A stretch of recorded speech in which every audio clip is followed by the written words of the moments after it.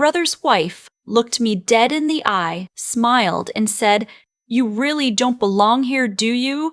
She said it quietly, almost sweetly, right into my ear while I was standing at the buffet table at my parents' 40th anniversary party. I didn't say a word. I just set down my plate, picked up my glass of sparkling water, and smiled back at her. 2 days later, I called my accountant and told her to pull the plug on everything. My name is Nora. I'm 31 years old. I live in a 2-bedroom condo in Calgary that my sister-in-law has never seen, and my brother assumes I can barely afford. For the past 4 years, I have been quietly, invisibly funding the version of our family that my parents show to the world. The renovated home in Oakville, the lease on my brother's commercial space, the business line of credit that kept his so-called real estate consultancy from collapsing 3 times over. None of them knew. That was the whole point. Before I tell you what happened next, let me explain how we got here. My father spent 30 years working in commercial architecture. He was good at it, genuinely good, but he was terrible with money in the specific way that proud men sometimes are. Always one handshake deal away from the big break, always reinvesting, always stretched thin. When he retired, the house in Oakville had a second mortgage that my mother didn't fully understand. My brother Seth had already borrowed against Dad's line of credit twice without paying it back. The number I saw when my father handed me the file folder one Sunday afternoon was not small. He didn't ask me for money. That's the thing I want to be clear about. He sat across from me at his kitchen table, slid the folder over, and said, "I don't know what to do, Nor. I don't want your mother to find out how bad it is." He looked like he'd aged 10 years in the span of a conversation. I was 27. I had just sold my second software licensing contract to a mid-sized logistics firm in Edmonton. The money was real, more real than anything I had grown up around, but I had been careful about who knew that. Seth thought I worked in IT support. My mother thought I did something with computers. My father knew I had a company, but I don't think the scale of it had registered for him until he watched me read through his financials without flinching. I told him I would handle it. I told him not to tell Mom, not because I wanted to be secretive, but because I had watched my mother's sense of security get tied to appearances her entire life. If she knew the house had been 2 months from foreclosure, it would have broken something in her that I didn't want to break. I set up an asset management arrangement through my holding company, ClearPath Financial Solutions. The mortgage payments, the property taxes, the maintenance on the house.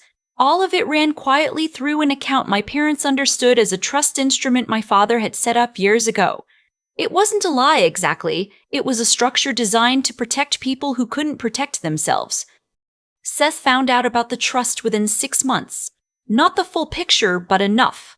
He came to me with a business plan, thick binder, laminated cover, the whole performance, and told me he needed seed capital to launch a real estate consultancy.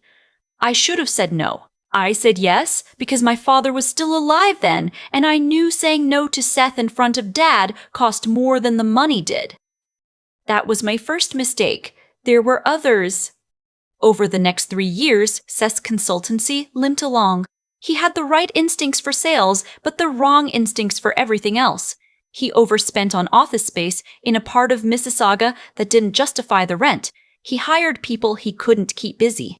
Twice, I injected capital through a numbered company to cover payroll gaps he never explained to his staff. His wife, Bryn, knew the money was coming from somewhere. She'd married into a family that seemed, from the outside, to have more stability than the details warranted, but she never asked me directly. She preferred, I think, not to know. It gave her more room to be condescending about it. Bryn was the kind of person who needed a clear social order in every room she entered. She was not cruel in the obvious way. She was cruel in the patient, precise way.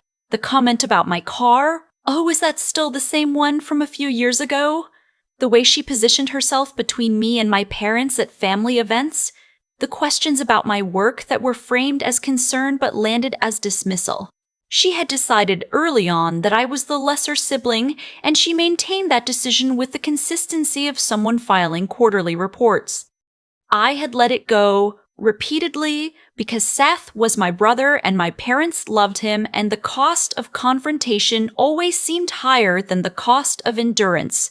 Looking back, I think I had confused endurance with generosity. They are not the same thing. The anniversary party was held at a restored heritage venue in Oakville, a converted carriage house with exposed brick and Edison bulb lighting, the kind of place that looks effortless and costs the opposite. My mother had been planning it for 8 months. She was radiant that evening in a deep burgundy dress, moving through the room like she'd been born for exactly this occasion. My father looked tired but happy, the way men look when they've reached an age where gratitude starts to outweigh ambition. I had driven down from Calgary that morning. I'd had 3 calls before boarding the plane, including one with our legal team in Vancouver about a new contract, and I was running on airport coffee and not enough sleep. I hadn't had time to do much with my appearance beyond the basics: dark blazer, clean jeans, simple earrings. Good enough for a family dinner. Not, apparently, good enough for Bryn's purposes. Seth was already there when I arrived, working the room in a new suit I recognized as more expensive than anything his consultancy could have generated in the past quarter. He clapped me on the shoulder, asked how the flight was, and moved on before I could answer. Standard Seth. He wasn't mean. He just had the attention span of someone who was always looking for the more useful conversation. Bryn found me near the food about 40 minutes in. She materialized at my elbow with the quiet precision of someone who had been waiting for the right moment. "You look exhausted," she said, which was her version of hello. "Long week," I said. "Seth's been working so hard on this new development project," she said, pivoting as she always did toward whatever she wanted me to understand. "He's finally getting the recognition he deserves. The investors are taking him seriously." She glanced at me. A quick inventory of my blazer and jeans. "You should really try to make more of an effort at things like this, Nora. You parents notice." I almost laughed. I genuinely almost laughed because the investors taking Seth seriously were, in at least one documented case, connected to a bridge loan my holding company had quietly facilitated. But I didn't say that. I picked up a canapé and let her talk. Then she leaned in, the way you do when you want to be sure the words land where you're aiming, and said it. "You really don't belong here, do you?" Not a question. More like a verdict she'd been holding in reserve. I looked at her for a moment. Her expression was pleasant. She had the practiced serenity of someone who never worries about consequences. "Have a good evening, Bryn," I said, and walked away. I sat in my rental car in the parking lot for about 12 minutes. The venue lights glowed warm through the carriage house windows, and I could see silhouettes of my parents moving through the party they believed they had built for themselves. I thought about my father handing me that folder 4 years ago. I thought about every payroll gap and property tax installment and quiet injection of capital that had kept this entire illusion running. I thought about Bryn's face. That practiced pleasantness. I drove back to my hotel, ordered room service, and opened my laptop. By 9 the next morning, I was on the phone with my accountant, Priya. She'd been after me for 2 years to restructure the family support arrangements. She'd flagged liability issues, dependency patterns, all the clinical language for what I had been too emotionally entangled to address directly. When I told her I was ready to move forward with the full restructuring, she was quiet for exactly 3 seconds. "Are you sure?" she asked. "Yes," I said. "Okay," she said. "I'll have the first set of instructions ready within the hour." The first thing to go was the automatic mortgage transfer for the Oakville property. Priya contacted the financial institution and reverted the payment authorization back to my parents' account, where there was not, as of that morning, sufficient funds to cover the upcoming installment. The bank would send a notice within 48 hours, not an immediate crisis, but a real one. A starting gun. The second thing was Seth's business line of credit. The numbered company that had been co-signing his renewals withdrew its guarantee. The bank would flag the account for review. His next drawdown request, which Priya had noted was already in process, based on the pattern of the past 2 years, would be declined.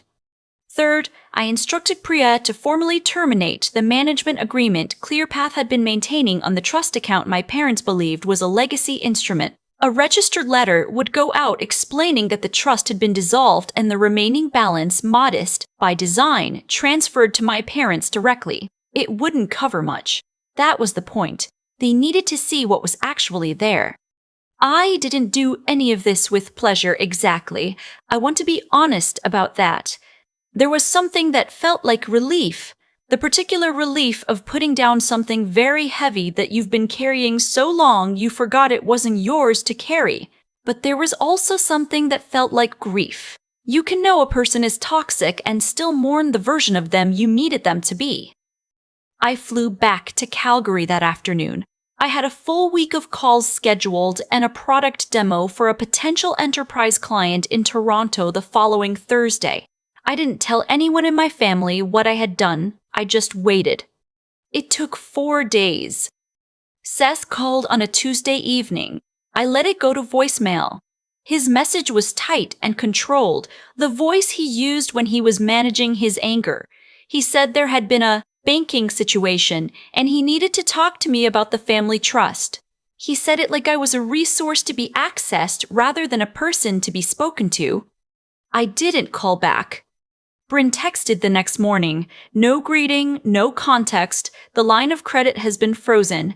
Seth needs this resolved today. Call him. I read it once and set my phone face down on my desk. My mother called that evening and I did pick up. She sounded confused more than anything else, describing a letter she'd received from the financial institution about the mortgage account. She asked if I knew anything about it. I told her gently that there had been some changes to the trust arrangement and that I had sent a registered letter with the details. I told her I loved her and that I would explain everything soon. I could hear my father's voice in the background, low and cautious. I did not sleep well that night. That's the part nobody tells you. That doing the right thing for yourself doesn't feel like a victory in the moment. It feels like sitting with the consequences of a decision you can't take back in a quiet apartment listening to the city. Seth escalated the following day. He left another voicemail, this one less controlled. He said I was sabotaging his business. He said I had interfered with a financial instrument that belongs to this family. He said if I didn't call him back by end of day, he was going to get a lawyer involved. I forwarded the voicemail to Priya without comment. Bryn went social. Not immediately, she was too calculated for that, but within a week, she had made a series of posts on her public accounts that were transparently about me without naming me. The loneliness of being let down by family. When someone you trusted reveals their true character. She had a modest but engaged following, mostly women from the social circles she'd cultivated through Seth's business events. The posts got enough traction to become a mild irritant, not a crisis. My director of communications, a sharp woman named Margot, who had worked with me for 3 years, brought them to my attention with her usual economy of language. Your sister-in-law is doing the sympathy play on Instagram. Want me to draft something? No, I said. Leave it. Margot looked at me the way she always did when she thought I was being strategically patient and wanted to confirm it wasn't actually avoidance. Are we waiting for something specific? We're waiting for Seth, I said. Seth, as it turned out, was not waiting for a lawyer. He was waiting for a meeting. He called my parents, told them I had deliberately sabotaged the family trust, and arranged for a sit-down at the Oakville house the following weekend. He framed it as a family conversation. He didn't tell them, apparently, that he had also invited 2 business associates, men he was in the middle of courting for a new development project, to arrive after dinner, at which point he planned to present them with a pitch deck and, presumably, the impression of a stable family with access to institutional capital. I only know this because my mother mentioned, in passing, that Seth had asked her to make the house look nice for some guests coming later. I had already been planning to drive down that Saturday. I had something to deliver in person. What Seth didn't know was that Priya, in the course of restructuring the trust accounts, had done what any thorough accountant does when reorganizing a financial relationship. She'd reviewed all the documentation, all of it, and in that review, she had found something I hadn't sent her.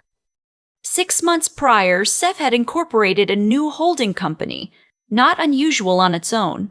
What was unusual was that he had submitted a financing application to a private lender, a firm that dealt in high-interest short-term commercial loans, the kind that small developers use when the banks have said no, and in that application, he had listed ClearPath Financial Solutions as a co-guarantor. He had used our corporate name, our registration number, and a version of my signature on a document I had never seen. He had borrowed $280,000 against my company's name without asking me. I read Priya's summary 3 times. The number wasn't what stunned me. It was the signature. It was sloppy, my handwriting rendered by someone who'd traced it from a card. Clearly. But it had gotten through a rushed intake process at a lender that had apparently done minimal due diligence. The loan had been used, based on the paper trail Priya reconstructed, to fund an earnest deposit on a land parcel in Hamilton that Seth had subsequently been unable to develop. The project had stalled. The lender was now circling. Bryn had known. She was on the application as the secondary contact. Her email was in the correspondence. I called Priya from my kitchen at 10 at night, standing in the dark because I hadn't thought to turn on the lights. "How bad is this?" I asked. "For him, potentially criminal," she said. "Forging a corporate officer's signature on a financing document is fraud. Using your registered corporate identity without authorization is fraud. The fact that there's a paper trail makes it documentable." She paused. "Do you want to go formal?" I thought about that for a long moment. I thought about my father's face at the kitchen table 4 years ago. I thought about my mother in that burgundy dress, moving through the party. I thought about Bryn's voice, low and pleasant and precise, saying you really don't belong here. "Not yet," I said, "but I want everything documented and ready, and I want to know exactly what the lender's timeline looks like." The lender, as it turned out, had sent a default notice the previous week. The balloon payment on Seth's loan was due in 18 days. I drove to Oakville on a gray Saturday in early November. The kind of day that feels like the city is bracing for something. I stopped for coffee in Burlington, sat in the drive-through lane longer than necessary, and thought about what I was about to do. I'm not someone who enjoys confrontation. I never have been. I had spent 4 years avoiding it with this particular family. But there's a version of avoidance that is actually just deferred consequences, and all those deferred consequences were parked in a house in Oakville waiting for me to arrive. I pulled into the driveway at 2 in the afternoon. Seth's car was there. Bryn's SUV was parked behind it. My parents' car sat in its usual spot near the garage. The house looked the same as it always had from the outside. Well-maintained, established, the kind of house that implies continuity. It had implied continuity for 4 years on money that had nothing to do with continuity. My mother hugged me at the door. She seemed genuinely relieved to see me, which made something tighten in my chest that I tried not to examine too closely. My father was in the kitchen making tea. He looked up when I came in, studied my face for a moment, and said, "Good drive." "Fine," I said. Seth came downstairs a minute later with Bryn right behind him. He was wearing the kind of casual clothes that are actually quite expensive, the performance of relaxation. He looked at me with the particular expression men wear when they are trying to establish that they are not worried. "We need to talk about the trust," he said. "No hello. No how is the drive?" "We do," I agreed. We sat in the living room. My mother perched on the arm of my father's chair. Seth sat across from me with Bryn beside him, her hands folded in her lap, that pleasant expression fully operational. Seth's version of events was that I had, without consultation or warning, destabilized a family financial arrangement that he and my parents had reasonably depended on. He used the word destabilized several times, like a consultant describing a market. He said I had put the family home at risk. He said I had made it impossible for him to fulfill commitments to business partners. He did not mention the loan. He did not mention the signature. My mother looked worried. My father looked like he was doing math. When Seth finished, I reached into the bag I'd set by the couch and took out 2 folders, one for Seth, one for my parents. I want you to open those before we go any further, I said. My mother opened hers first. She looked at the first page, the clear path summary of 4 years of disbursements, itemized, and then looked up at me with an expression I didn't quite have a category for, something between recognition and vertigo. Nora, she said quietly, how long? 4 years, I said, since right after Dad retired. My father set down his tea. Seth opened his folder more slowly. I watched him get to the 3rd page. The page with the loan application. The page with the signature. The room was very quiet. That's not what it looks like, Seth said. His voice had changed register. What does it look like? I asked. It was a temporary measure. I was going to tell you. The lender was running a tight window and I needed to close the application. I knew you would have approved. You forged my signature on a financing document, I said, not loudly, just clearly. You used my company's legal identity without authorization. You borrowed $280,000 in my name. Bryn's pleasant expression had developed a crack along the edge. She looked at Seth. He didn't look back at her. The lender's default notice went out last week, I continued. The balloon payment is due in 18 days. Because my corporate name is on the application, I've already been contacted. My legal team is aware. I paused. I have not yet decided whether to pursue formal fraud charges. My mother made a small sound. My father reached over and took her hand. Seth stood up. The managed composure had dissolved. He was angry now in the uncontrolled way, the way that had always been underneath the performance. You've been holding this over our heads, he said. All of it. Paying for everything so you could pull it away whenever you felt like it. This isn't generosity, Nora. This is control. I looked at him for a moment. There was a version of this where I argued with him, where I defended myself, where I explained the distinction between rescuing someone and controlling them. There was a version where I cried because I was not as far from tears as I probably looked. But I had driven 2 hours for a different purpose than this. Your business associates are arriving at 7, I said, for your pitch meeting. Seth blinked. I know about the guests, I said. I know what you were planning to present to them. I leaned forward. Here's what's going to happen instead. You're going to call them and cancel. Tonight. Because if you walk those men through a pitch deck for a development project that is currently in loan default, using a corporate co-guarantor who has not authorized that arrangement and is actively reviewing her legal options, that moves from bad judgment into wire fraud. The word landed in the room the way those words do. Bryn stood up very slowly. I think we should talk about this privately, she said. We are talking privately, I said. This is the private conversation. My father spoke for the first time in 20 minutes. Seth. Just the name, just the weight of it. Seth sat back down. He canceled the meeting. I watched him make the call from the kitchen, his voice tight and professional, something about a scheduling conflict. His associates sounded irritated. I heard one of them say they'd been flexible twice already. Seth said he understood and he'd be in touch. He hung up and stood at the kitchen counter for a long moment with his back to all of us. When he turned around, he looked smaller than I had seen him look since we were kids. My mother asked me later, after Seth and Bryn had gone upstairs in the particular silence of people who have run out of argument, how I had kept it all going for 4 years without saying anything. We were sitting at the kitchen table with cold tea, just the two of us. My father had gone to lie down. I thought I was protecting everyone, I said. She nodded slowly. She looked at the table, then at me. You were, she said. That's the hard part, isn't it?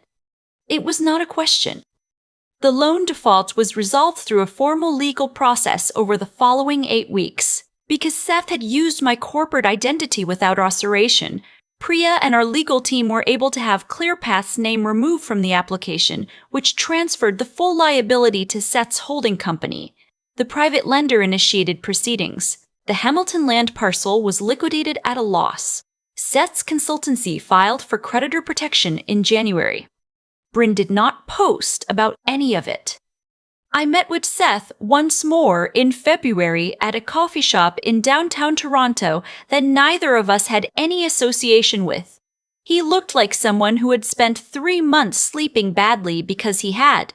He asked me if I was going to pursue the fraud charges. I told him I had decided not to, contingent on a signed acknowledgement of the unauthorized use of my corporate identity, which his lawyer and mine had already drafted. He said he understood. He didn't thank me. I didn't need him to. I told him one other thing before we left. Dad came to me because he trusted me, I said. Not because I was the obvious choice. Because he knew I would do what needed to be done and not make it about myself. I held his gaze. I did that for him. Not for you. Not for Bryn. Not for the version of this family that you built for other people to admire. He looked out the window for a long moment. Then he said, I know. Maybe he did. Maybe it was just the thing people say when they've run out of other options. I don't know. I've made my peace with not knowing. My parents sold the Oakville house in the spring. It was the right decision. Too large, too expensive to maintain, too much history embedded in the walls.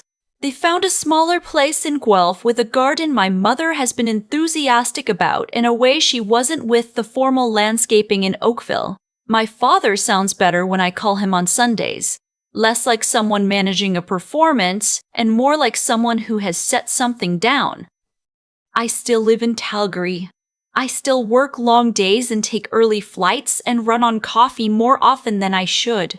I don't have a dramatic ending to offer you, no moment where the score settled cleanly or the right people said the right things in the right order. What I have is this. I know what I'm worth, not in the way that gets printed on a poster, but in the specific, unglamorous sense of having calculated the exact cost of staying invisible and deciding it was too high. Bryn said I didn't belong. She was right about one thing. I didn't belong in the story they were telling. I never did. That story was never mine to begin with. I had just been funding it. I stopped funding it, and I found out on the other side of that decision that what I had built for myself was still standing. It had been standing the whole time. I just hadn't been looking at it. I've thought a lot about the moment Bryn said those words. Not because they hurt in the way she intended. By the time she said them, I'd already heard every variation of that sentence in the way people look at you, in the way they change the subject when you walk into the room. What stayed with me wasn't the cruelty of it. It was the confidence, the absolute certainty that she had correctly identified where I stood in the order of things. She was wrong, but I had spent 4 years making it very easy for her to be wrong. There's something I've come to understand about the choices I made during those years, the quiet funding, the deliberate invisibility, the patience I kept mistaking for virtue. I told myself I was protecting people, and I was, partly, but I was also avoiding the harder thing, which was being honest about what I expected in return, not money, not gratitude in the dramatic sense, just basic decency. The kind that doesn't require you to earn it over and over again.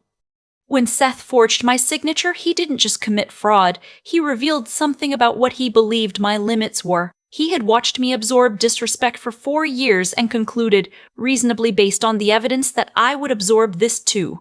That's the thing about endurance that nobody warns you about. After a while, it stops looking like strength to the people around you. It starts looking like permission. What I had to reckon with wasn't just what they did, it was what I had allowed and why. The honest answer is that I valued the idea of the family more than I valued my own boundaries within it. I thought that if I kept showing up, kept being the reliable one, kept solving the problems no one else would touch, eventually the people I loved would see it. They did see it. They just didn't think it required any adjustment on their end. The decisions I made after that Saturday in Oakville weren't about punishment. I want to be clear about that. Removing my financial support wasn't revenge in the cinematic sense. It was the natural result of a set of choices that had always been heading somewhere and finally arriving. When you build something real, a business, a reputation, a way of operating in the world that is grounded in your actual values, and then someone uses your name on a document you never signed, the response isn't emotional, it's structural. You correct the structure. What I keep coming back to is this. Integrity isn't just about what you do when people are watching.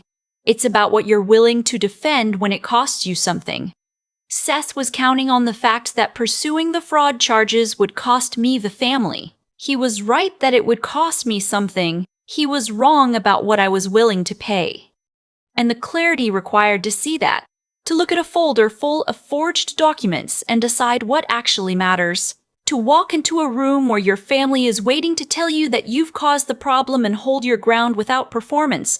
That kind of clarity doesn't come from being the smartest person in the room. It comes from having done the unglamorous work of knowing what you stand for before the moment requires it. I stood for something. It turned out that was enough. If any part of this story felt familiar to you, I hope you'll leave a comment below. And if it helped, please hit like and subscribe.